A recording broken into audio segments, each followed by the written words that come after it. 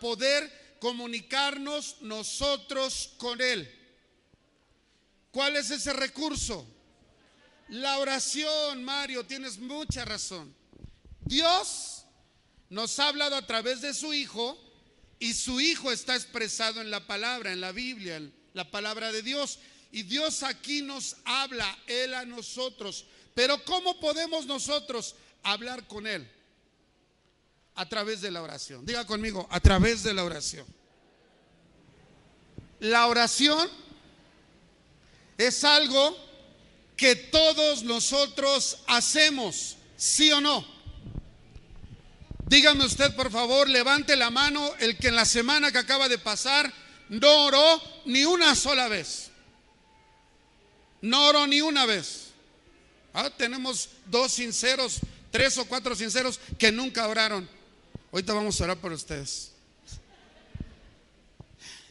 Y tenemos otros mentirosos por ahí. No, te voy a decir, mira, sinceramente yo creo que todos en algún momento le dijeron: Dios, ayúdame. Señor, no sé qué hacer. ¿Eso no es una oración? Sí. Pero esta mañana yo quiero hablarte de una manera muy particular acerca de esa manera que Dios nos dio para comunicarnos, y que es la oración. Porque la oración es algo que todos los cristianos hacen. ¿Sí o no? Pero que la gran mayoría de los cristianos no están satisfechos con los resultados de su oración. ¿Sí o no? ¿Cuántas cosas le pedimos a Dios? Y llegamos a pensar: yo creo que Dios no me oye. No creo que esté sordo, sí creo que oiga, pero no me está entendiendo. Porque le digo, le ordeno, le mando, le cuento todo esto. Y a ver, yo quiero preguntar: ¿habrá alguien que esté realmente así satisfecho de las respuestas que Dios le da a su oración? Que esté completamente complacido y diga: yo estoy feliz así con lo que he orado y lo que he recibido.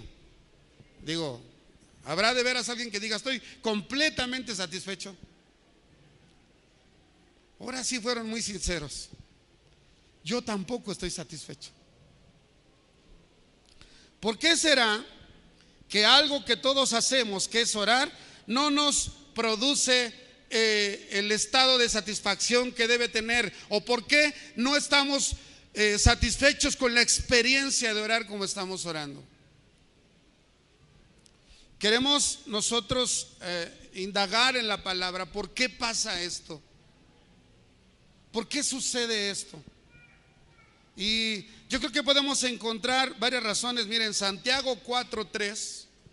Santiago 4:3 hay una de muchas razones por las cuales podemos estar viviendo en esta situación de oración en donde no estamos satisfechos, porque no recibimos la respuesta. Dice Santiago 4:3: pedís y no recibís. ¿Por qué? Porque pedís mal. Por cierto, la oración, una parte de ella es pedir, pero no lo es todo, ¿verdad? Pedís y no recibís porque pedís mal. ¿Por qué pedimos mal? Para gastar en vuestros deleites. Oigan, ¿ustedes se acuerdan cuando pasaron por la etapa de oración en donde creían ustedes que Dios era un genio y nosotros éramos los dueños de la lámpara? ¿Sí se acuerda de esa etapa?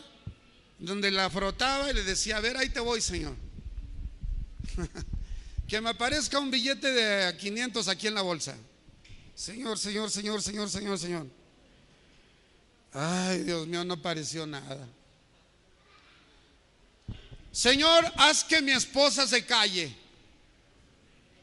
Señor, haz que mi esposo trabaje. Señor, y le empezamos a ordenar todo, que nuestros hijos hagan la casa y dejen el cuarto totalmente limpio, y que se sigan hasta con mi cuarto.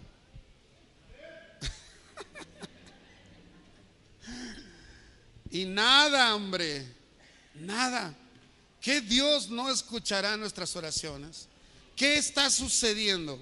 Mira, yo quiero invitarte a que hagamos un viaje hasta hace más de 2000 años, cuando apareció en esta tierra, bueno, no, hace menos de 2000 años, cuando aparecieron en esta tierra los primeros creyentes llamados iglesia. El Señor Jesucristo a los 30 años empezó a predicar el Evangelio de gracia, y a los 33 partió de esta tierra y envió al Espíritu Santo. Y luego le dijo a algunos hombres y mujeres que esperaran la promesa del Padre. ¿Quiere ir conmigo al libro de los Hechos, capítulo 1? Libro de los Hechos, capítulo número 1.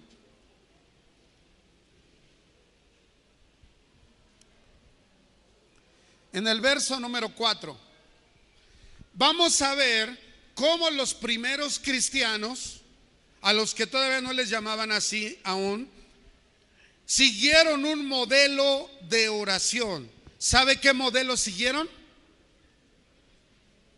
Le voy a soplar la respuesta: el modelo de Jesús.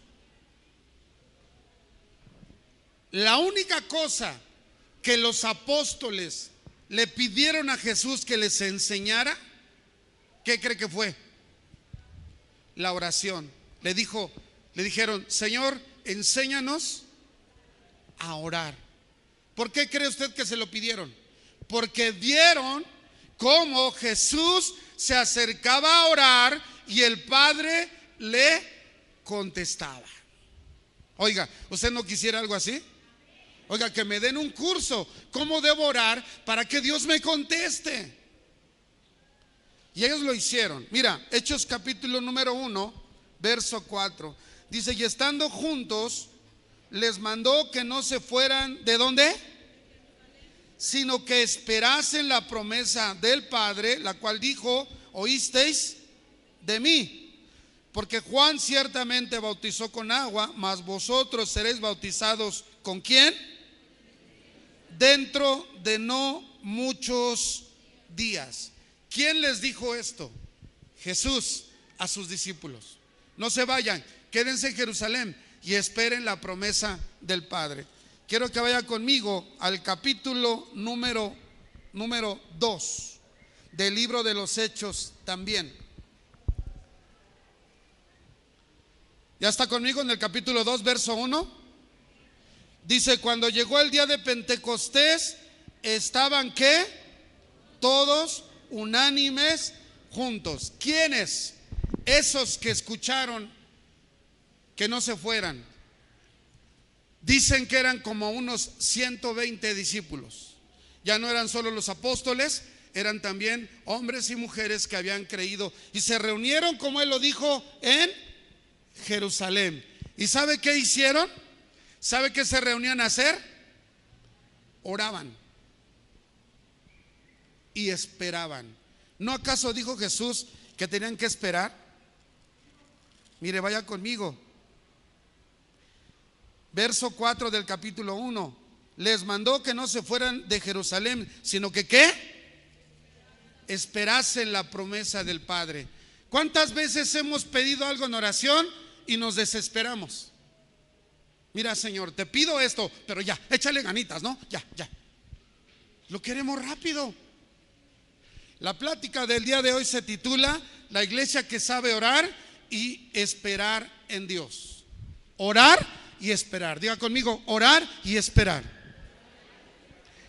Pero orar siguiendo el modelo de Jesús y esperar como Jesús nos dijo que esperáramos también, así como lo estaba haciendo esta iglesia. Déjame contarte algo. ¿Estás ahí con tu Biblia listo?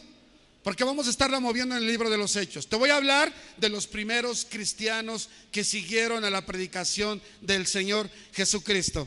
Del capítulo 1 al capítulo número 7 del libro de los Hechos, nosotros encontramos que la iglesia estaba concentrada en un lugar llamado Jerusalén. ¿Cómo se llamaba?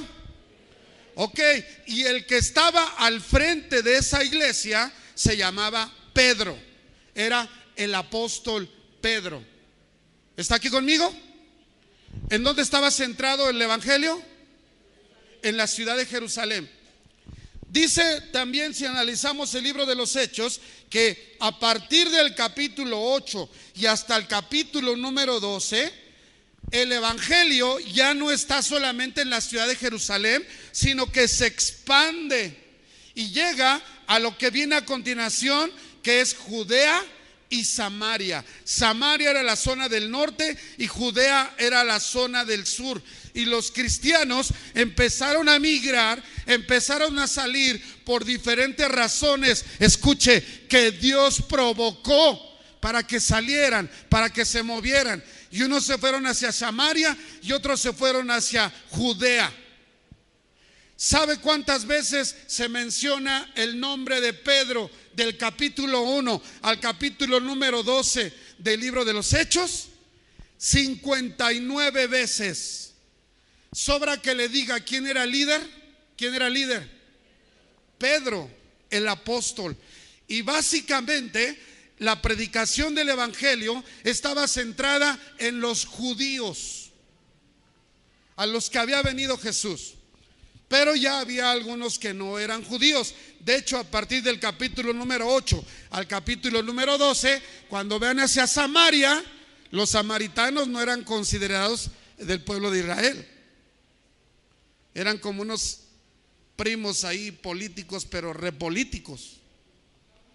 Más políticos que primos. ¿Está conmigo? A partir del capítulo 13 encontramos una marcada diferencia de lo que viene a continuación. En el capítulo número 13 se habla de una nueva ciudad que es preponderante en lo que viene, y esa ciudad se llama Antioquía. Esto está al norte de la ciudad de Jerusalén, muy al norte y afuera del territorio de Samaria. El apóstol Pablo, un judío rudo, ortodoxo, bien religioso, fariseo, ha sido alcanzado por el Señor Jesucristo. Lo relata el capítulo 9. Y es llevado finalmente a Antioquía. Y estando en Antioquía, dice la palabra que mientras ministraban al Señor, varios profetas y maestros, entre ellos se encontraban dos que iban a recibir un llamado especial. Uno se llamaba Bernabé y el otro se llamaba Pablo, junto con otros, Lucio y otros más. Pero el Espíritu Santo dijo, si lo puedes verificar, capítulo 13, verso número 1 y 2. Dice que mientras ellos estaban ministrando, el Espíritu Santo dijo. Oiga, el Espíritu Santo habla.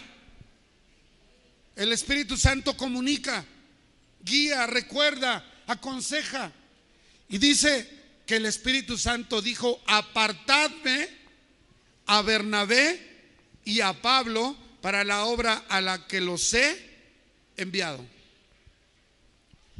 Y a partir de ese momento, dice la palabra, que ellos oraron por Bernabé y por Pablo, ayunaron y después les impusieron las manos para orar otra vez. Oiga, que no se aburren de orar. Ya habían orado, pero ponen las manos sobre ellos en señal de delegación de autoridad y los envían. ¿A donde los había enviado quién? ¿El comité de apóstoles? ¿La junta de pastores de la zona? ¿Quién los había enviado? El Espíritu Santo. Y ahí comienza el primer viaje misionero de Pablo.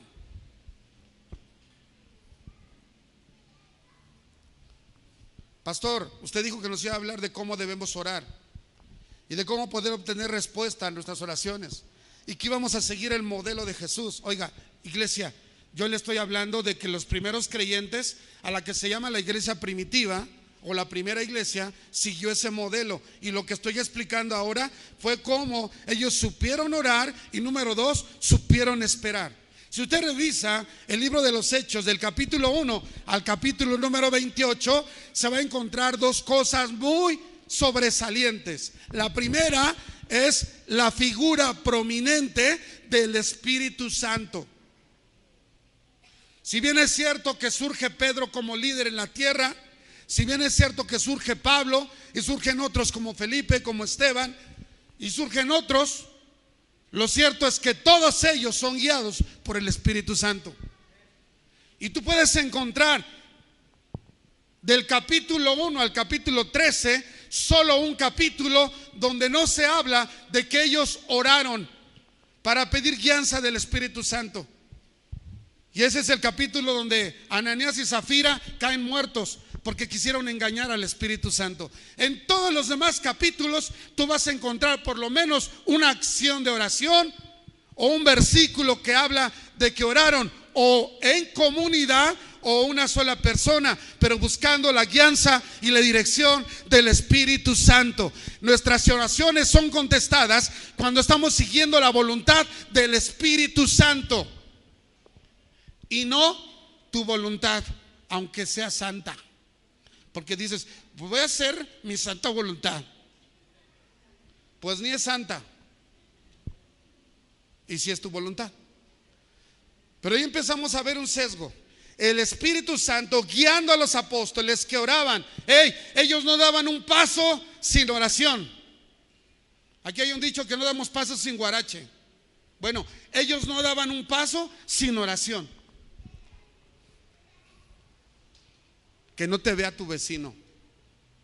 Pero tú, ¿cómo le haces? ¿Das pasos sin oración o das pasos con oración? Yo te estoy hablando ya del modelo que seguían los discípulos. Ellos no daban un paso sin oración. Otra fase que tú vas a encontrar es: y le pareció bien al Espíritu Santo. Y como le pareció bien al Espíritu Santo, también nos parece bien a nosotros. Pero ¿cuántas veces hoy podemos escuchar lo que dice el Espíritu Santo y no nos parece bien a nosotros?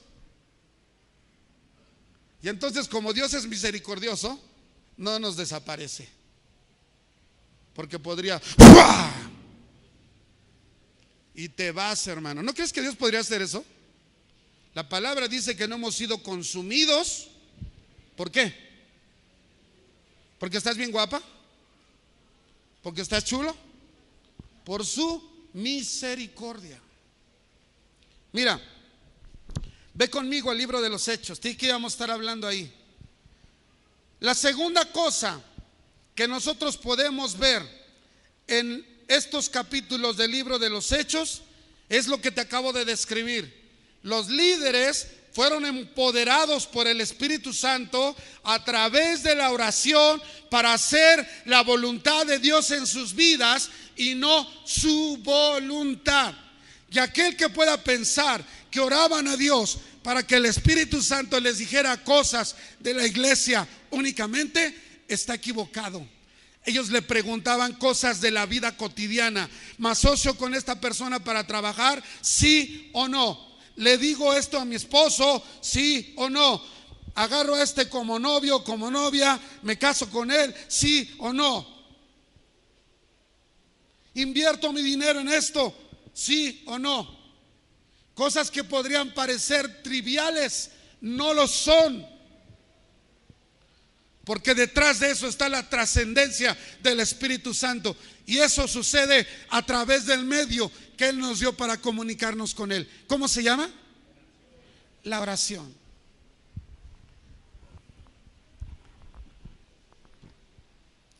Hechos capítulo 2. Perdón, capítulo 1. Hace ratito leí hasta el número 5. 1:5.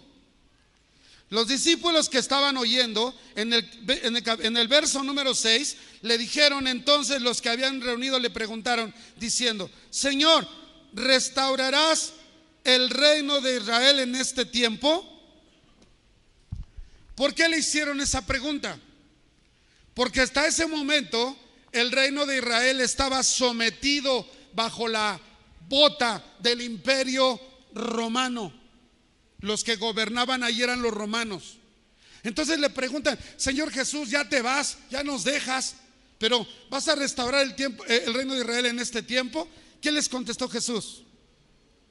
No os toca a vosotros saber los tiempos, diga conmigo, tiempos o las sazones. Diga conmigo, son dos cosas diferentes. Diga conmigo, tiempo, cronos. Diga conmigo, sazones, kairos. Dije sazones, no calzones, Jesús les dice: no les toca a vosotros saber el tiempo, los tiempos, perdón, y las sazones. En el griego, la palabra tiempo que aparece ahí es cronos. En el tiempo cronos, en Casa de Misericordia, hoy estamos a 27 de mayo del año 2018, ¿sí o no? Y son las 12 horas con 29 minutos, 31, 32, 33, 34 segundos. ¿Está de acuerdo conmigo? ¿Ese qué tiempo es? Cronos. ¿Qué es entonces las sazones? El tiempo kairos. Mi hermano dice que es el tiempo de Dios. Se puede definir como el tiempo propicio de Dios, cuando se dan las condiciones que Él ha determinado, que Él ha diseñado para que las cosas sucedan. Te pongo un ejemplo. ¿Puede coincidir el cronos y el kairos con un acontecimiento que Dios determine? Sí. Esteban, cuando está predicando y está hablando de Jesús que murió, él dice que fue en el tiempo que Dios lo determinó, en el día, en la hora, en el lugar en donde Dios lo había determinado. Lo entregaron los sacerdotes que tenían que haberlo entregado. Ellos lo mataron como se mataba el cordero que era inmolado en el templo. Echaron suerte sobre sus vestidos. No quebraron sus huesos, como dice el Salmo 22. Todo concordó, porque ese es el tiempo kairos de Dios. Para tu vida, para mi vida y para la vida de esta iglesia, estamos en el tiempo cronos, pero Dios tiene un tiempo kairos. ¿Sabes qué nos puede ayudar a entender cuándo es el tiempo kairos de Dios? El bálsamo de la oración. Muchos cristianos andan extraviados y le siguen preguntando al Señor: ¿será este el tiempo de que mi suegra se va a ir de la casa, Señor? ¿Y mi suegro? ¿Será este el tiempo, Señor? Y el Señor nos dice: no te toca ahora, espera. Yo les dije que el tema se llamaba la iglesia que sabe orar y sabe esperar, para tomar buenas decisiones, para hacer lo que Dios nos está emprendiendo a hacer. También hay momentos que como creyente Dios te está diciendo: salta, y tú no quieres saltar, y no estás permitiendo que el tiempo kairos de Dios funcione. Jesucristo les dijo: no se vayan, quédense en Jerusalén. ¿Vas a restaurar el reino de Israel? No les toca a ustedes saber eso. Vayan y quédense en Jerusalén. ¿Y qué hicieron ellos? Se fueron a Jerusalén, buscaron un lugar amplio donde cupieran 120 personas. Era un lugar alto, se llamaba el aposento alto. Y entonces ahí ellos esperaron unánimes, juntos, hasta que descendiera la promesa del Padre. ¿Ellos sabían lo que significaba eso? No, porque nunca lo habían visto en acción. Pero el día de Pentecostés, 50 días de la Pascua, que fue hace 8 días, el Espíritu Santo descendió sobre esos 120. ¿Recibieron lo prometido? ¿Sí o no? Oiga, ¿y si hubieran sido 121 y uno se salió? Ya no lo recibió, porque no supo esperar. ¿Por qué no supo esperar? Porque no se metió en el bálsamo de la oración, donde nosotros no solamente hablamos por hablar, sino que abrimos nuestro corazón y nos comunicamos con Dios. Y luego callamos esperando que Él nos comunique cosas a nosotros. ¿Cómo lo hacía Jesús? Como lo hacía Jesús. Mira, ¿estás ahí en el libro de los Hechos todavía? Por favor, vamos a ir al capítulo 1 y vamos a ir tomando porciones de la palabra donde se nos habla que los discípulos oraron, ya sea solos o en grupo y en diferentes situaciones. Capítulo 1, verso número 14. Dice así: todos estos perseveraban unánimes. ¿En qué? Todos estos, hablando de los discípulos que habían creído, perseveraban en la oración y ruego con las mujeres y con María la madre de Jesús y con sus hermanos. Entonces, iglesia, estaban esperando, pero sentaditos, jugando, haciendo, oigan, vamos a hacer un comité ahorita y vamos a enviar un comité que vaya con Pedro y le diga que qué onda, porque ya tenemos rato esperando y las cosas no suceden. ¿Qué estaban haciendo? ¿Orando y qué? ¿Orando y qué? No, yo no ruego. No ruegas. Y el día que estás en el apuro, rogar a Dios, orar a Dios. Ellos lo hicieron, claro que lo hicieron. Capítulo número 2, verso número 42. El Espíritu Santo ya fue derramado, hablaron en otras lenguas, se convirtieron a través de una predicación de Pedro, que ya no tuvo miedo. 3,000 personas fueron bautizados, 3,000 que venían de diferentes lugares. Empezó a suceder lo que Dios les había dicho que iba a suceder, porque habían estado orando, confiando en que Dios lo haría, lo que había dicho, perseveraron. ¿Y qué dice 2:42? Y perseveraban en la doctrina de los apóstoles y en la comunión unos con otros y en el partimiento del pan y en las oraciones. No dice la oración, seguramente está hablando de diversos tipos de oraciones. Podría detenerme a tocar cada uno de esos puntos, pero yo hoy quiero enfatizar de lo que te vine a hablar, de lo que Dios quiere que escuches: la oración. Ellos perseveraban en las oraciones. Capítulo número 4. No tengo anotado en la hoja el capítulo 3, pero tú puedes ver que en el capítulo número 3 hay 2 varones que van a orar. ¿A dónde van? A orar al templo. Y en el camino se encuentran con un cojo que se les queda viendo como diciendo: ¿nos vas a dar algo? Y Pedro dice: no tengo oro, no tengo plata, pero lo que tengo te doy. Levántate en el nombre de Jesús. Y se levantó y hubo un milagro. ¿A dónde iban? ¿A quién le aprendieron eso? A Jesús. Jesús se los enseñó, aunque vinieron a comprenderlo de mejor manera cuando el Espíritu Santo vino a sus vidas. Me voy al capítulo 4, verso número 24. También se nos habla de la oración. Dice: y ellos, habiendo oído, alzaron unánimes la voz a Dios y dijeron: soberano Señor, tú eres el Dios que hiciste el cielo y la tierra. ¿Están orando? Exaltando y posicionando el nombre de Dios, el mar y todo lo que en ellos hay, que por boca de David. ¿Qué otro verso les dije? 4:31. Me voy a saltar esa parte. Dice el verso 31: cuando hubieron ¿qué?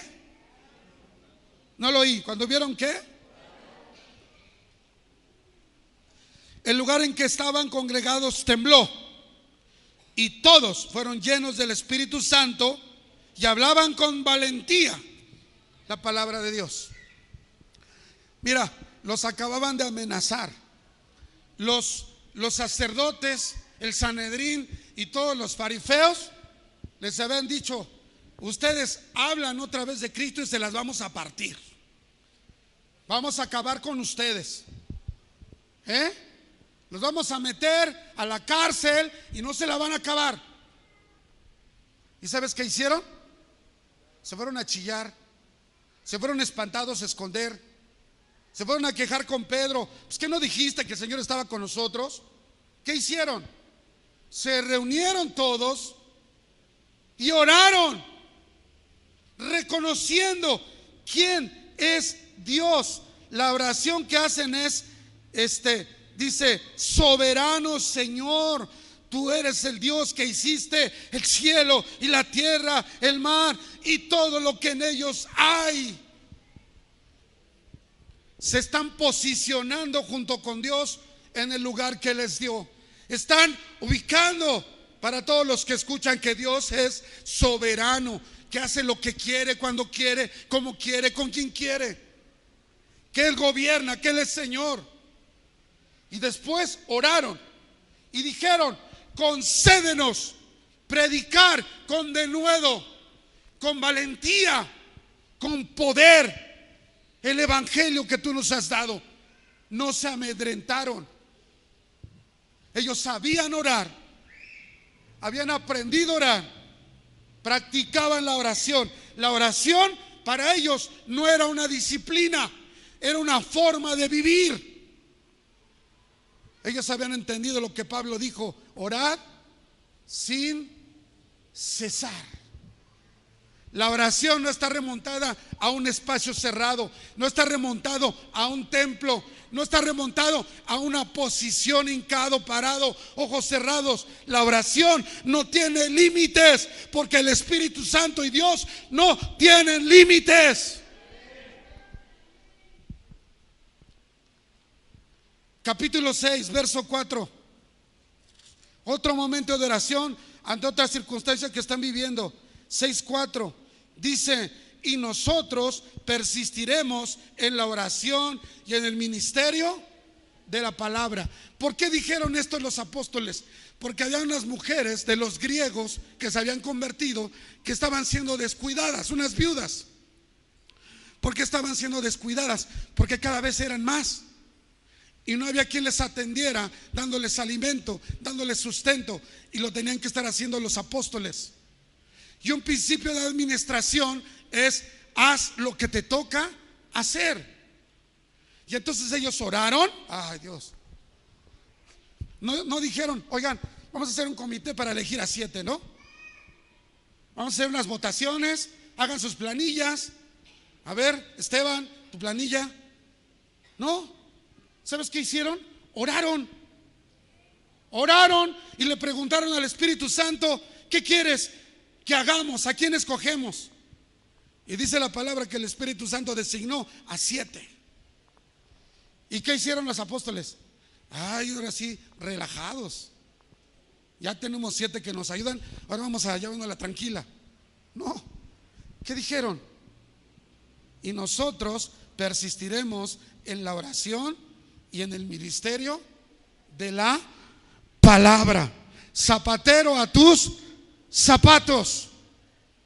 Cada uno lo que les toca hacer. Y estos señores que fueron tomados para servir mesas y dar despensas y hacer un trabajo administrativo, me salieron más bravos. Se fueron a predicar también.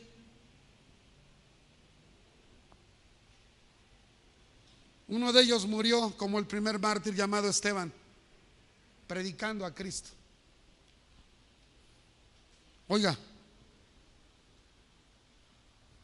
pregunto: ¿el Cristo que vive en ellos, que vivía en ellos, perdón, no es el Cristo que vive en nosotros?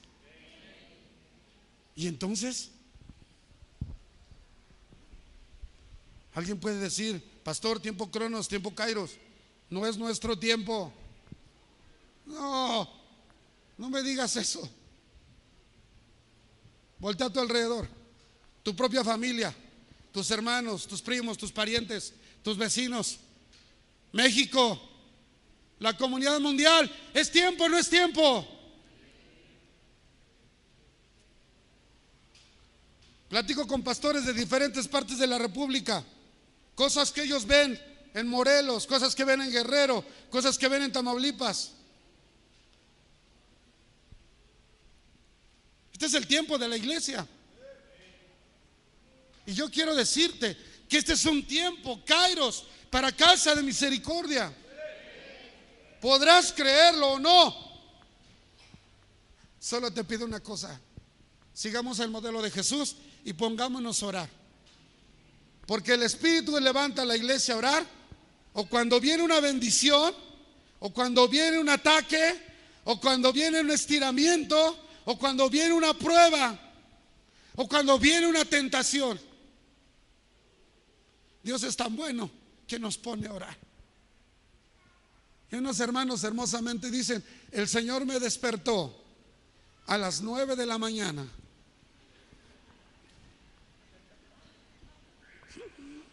Gloria a Dios. No, pero es que es velador.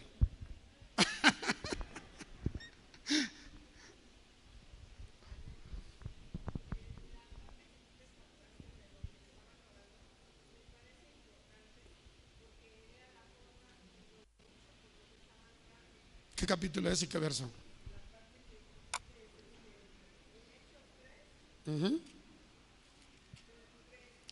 A ver, acompáñame a Hechos 3:23.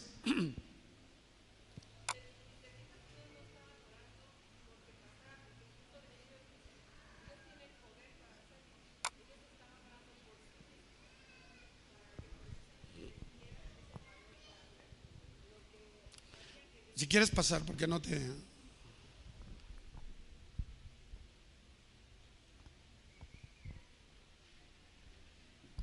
Algo que me parece muy importante, esa es la parte que a lo mejor se saltaron, porque te dice el cómo oraban, qué era lo que decían. Y eso es importante porque al leerlo tú te vas a contemplar que ellos no estaban orando para que Dios hiciera las cosas que cambiaran a las personas, sino para que ellos sean los que sean cambiados. Fíjate lo que dice, y puestos en libertad, vinieron a los suyos. Es 4:23. 4:23. Hechos 4:23. Principales sacerdotes y los ancianos, y ellos habiendo oído, alzaron unánime la voz. Aquí está la oración. ¿Qué es lo que oraron? A Dios, diciéndole: sabemos, Señor, tú eres el Dios que hiciste el cielo y la tierra. Ellos estaban orando así: nosotros sabemos, Dios, que tú eres el que hiciste todo lo que hay. Estaban reconociendo el poder de Dios.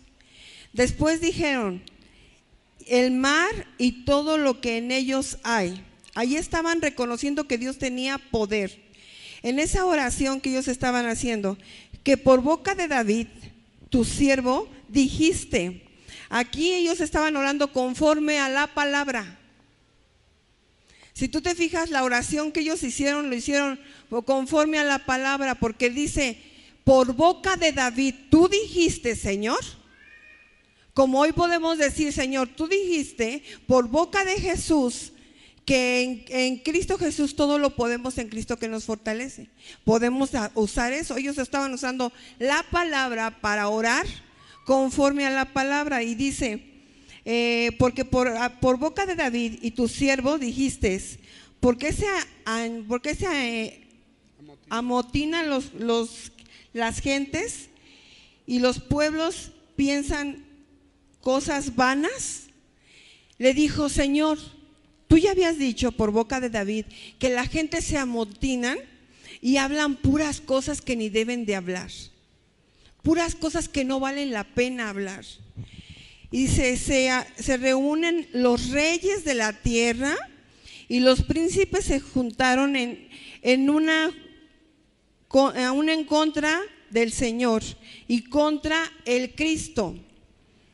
¿Por qué le estaba diciendo que los reyes estaban amotinando en contra del Cristo, si a lo que les estaban diciendo a ellos que no predicaran ya la palabra?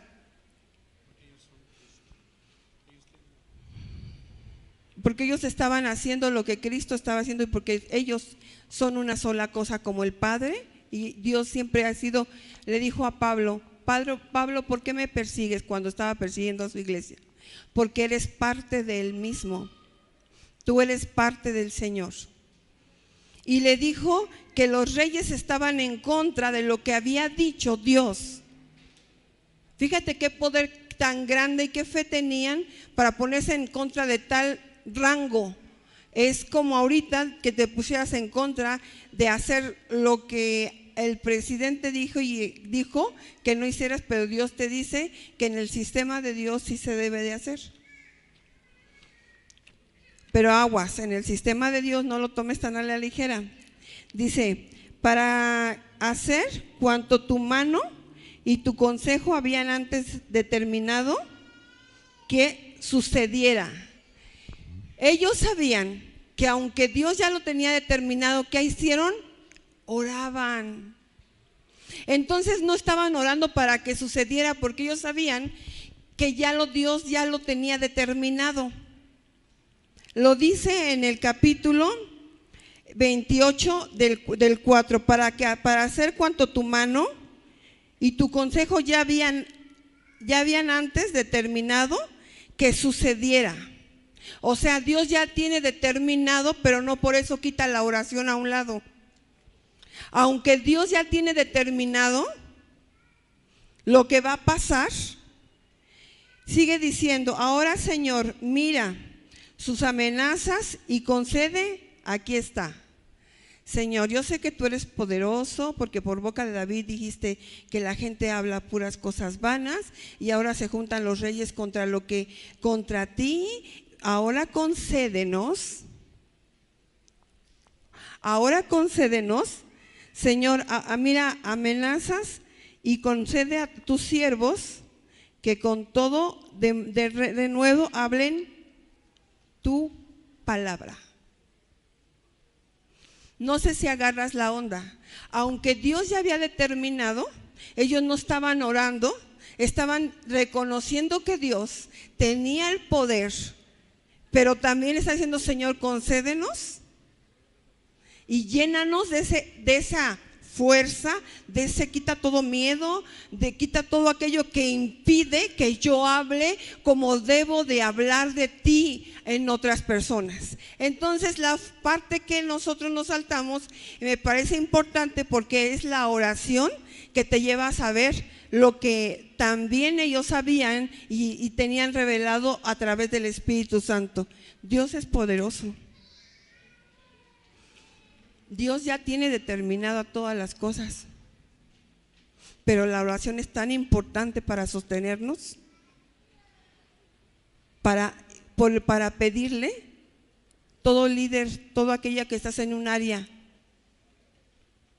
puedes pedirle. A veces tenemos muchos sistemas, pero nos olvidamos de lo principal, de pedirle a Dios. Aun cuando tú tengas programado reunirte a orar en tu casa, pídele a Dios que conceda ese deseo y que no haya nada que lo impida. Muchas gracias, Betty. No voy a seguir con las demás citas del libro de los Hechos. Espero que hayas comprado la hoja y espero que puedas seguir cada una de estas palabras. No he terminado. Esta parte que sigue quiero leerla. Si la iglesia de Hechos oraba, ¿cómo oraba?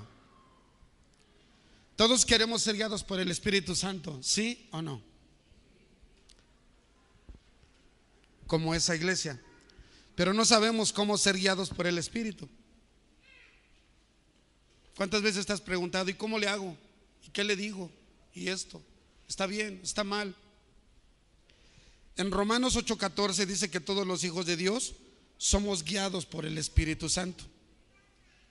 De manera que no necesitamos, no necesitamos hacer algo para que el Espíritu nos guíe. ¿Escuchó eso? Sin embargo, no todas las vidas de los hijos de Dios están siendo guiadas por el Espíritu, lo cual es una paradoja. Romanos 8:14 da por sentado que todos los hijos de Dios son guiados por el Espíritu Santo. ¿Está conmigo? No requerimos hacer nada. ¿Qué nos puede ayudar para escuchar lo que el Espíritu nos dice? Si tenemos ese ofrecimiento, ¿qué es lo que podemos hacer para facilitar entender lo que Dios nos dice?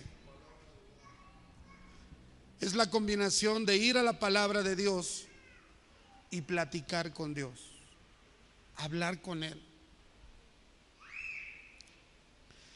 ¿Por qué nos cuesta trabajo ser guiados? Se debe a la oposición que ofrecemos a la guía del Espíritu.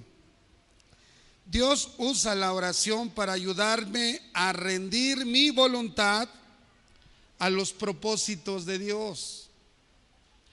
Dios usa la oración para ayudarme a rendir mi voluntad a los propósitos de Dios. Cuando Jesús les enseñó a orar, les dijo: hágase tu voluntad, así como en el cielo, también aquí en mi vida. Decimos en la tierra, y es en mi vida.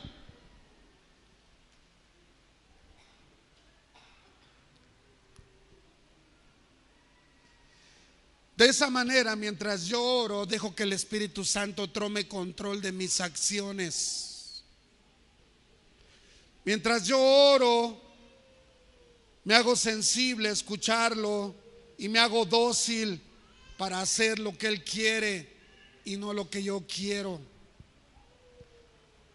¿Cuántas veces te has sentido diferente después de hacer una oración? ¿Cuántas veces has dejado de hacer lo que ya habías pensado hacer y que no estabas a gusto con eso que ibas a hacer porque no era bueno y lo dejaste de hacer cuando oraste? Dios usa la oración para ayudarme a rendir mi voluntad a los propósitos de Dios y así dejar que el Espíritu tome control de mis acciones. El primer impulso que tenemos nosotros siempre es hacer nuestra voluntad. La carne nos ayuda para eso, pero esa no está en el corazón de Dios. Si no pedimos conforme a su voluntad, Él no nos oye. Dice primera de Juan 5:14. Así dice, que no nos oye. Ojalá me puedan ayudar con esa cita, primera de Juan 5:14. Y si vivimos violando su voluntad, mucho menos, dice el Salmo 66:18. La voluntad tiene que ser rendida al Señor como requisito para una oración efectiva. Iglesia, no basta con que digamos, pero hágase tu voluntad, cuando nuestro corazón está diciendo, no, hágase como yo digo. Sobra que digas, hágase tu voluntad. Señor, si es tu voluntad que vaya a la reunión de oración del viernes, pero no se haga mi voluntad sino la tuya, pero estoy rete cansado.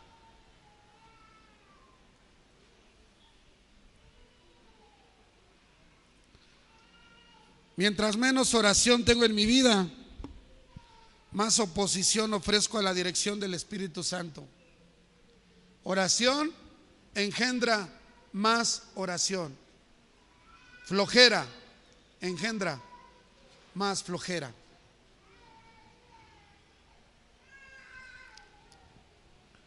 Capítulo 13, verso 1 y 2, termino con esto. Dice que cuando el Espíritu Santo dijo: apártenme a Bernabé y a Saulo para la obra que yo les he enviado, ellos oraron. ¿Sabes por qué oraron? Alguien podría decir, pero si el Espíritu Santo ya había dicho que se iban a ir. ¿Ustedes no creen que estaban a gusto con ellos ahí? ¿No creen que era algo agradable tener a Bernabé y a Saulo como maestros y como profetas? ¿Y sabes qué iban a hacer? Los iban a tener que despedir. Entonces oraron para que eso pudiera ser. ¿Les dolió como iglesia? Sí les dolió. Segunda, oraron para que donde ellos fueran Bernabé y Saulo mostraran la actitud sensible al Espíritu Santo para hacer lo que el Espíritu Santo ya había decidido que hicieran, pero que ellos se podían revelar. Ayunaron. ¿Por qué ayunaron? Porque cuando nosotros ayunamos, sacrificamos algo que es vital para nuestro cuerpo. ¿Tomar agua? Y comer. Cuando ayunamos, sacrificamos esa parte, pero con eso estamos negándonos a nosotros mismos. Estamos doblegando a la carne a través del dominio propio que nos da el Espíritu Santo para decir: no es lo que tú digas, carne, es la voluntad de Dios aplicada en mi vida. Y mientras hacemos eso, ampliamos el tiempo para meditar en su palabra y para orar a Él, diciéndole con todo el corazón: hágase tu voluntad y no la mía.